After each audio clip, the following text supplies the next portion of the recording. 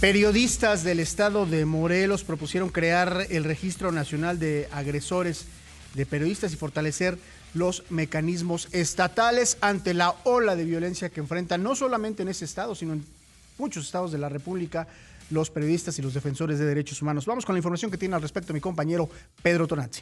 Periodistas de Morelos propusieron crear el Registro Nacional de Agresores de Periodistas y fortalecer a los mecanismos estatales para crear una red de albergues para reporteros en riesgo que puedan ser extraídos de sus estados cuando estén en riesgo su vida o la de su familia. Maciel Calvo Elmer, a nombre de los periodistas de Morelos, explicó.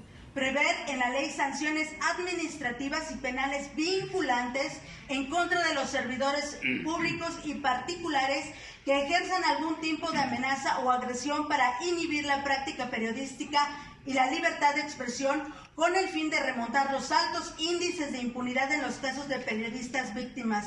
Incluso sería factible crear un registro nacional de agresores de periodistas. En las propuestas presentadas por un grupo de reporteros se establece que se debe crear una red de albergues estatales para poder extraer a los periodistas en riesgo y fortalecer la estructura de los mecanismos en los estados ante la indiferencia de la federación.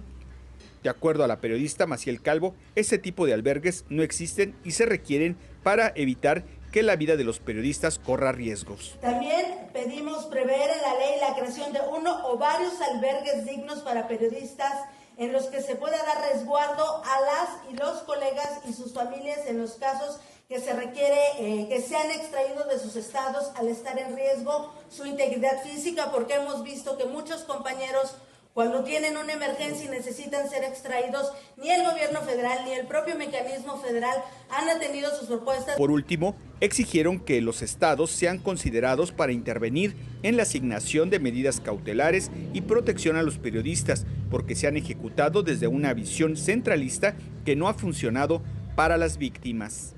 Ante esto, insistió. Queremos que se tomen en cuenta desde los estados lo que está pasando, porque se ha centralizado la información. Los periodistas en los estados están siendo relegados y son los que están poniendo los muertos. En la propuesta de los comunicadores de Morelos se establece que entre las sanciones a los agresores de periodistas debe contemplarse la inhabilitación para ocupar un cargo público, porque atentar contra la libertad de expresión es dañar la frágil democracia de este país. Para Imagen, Pedro Tonantzin.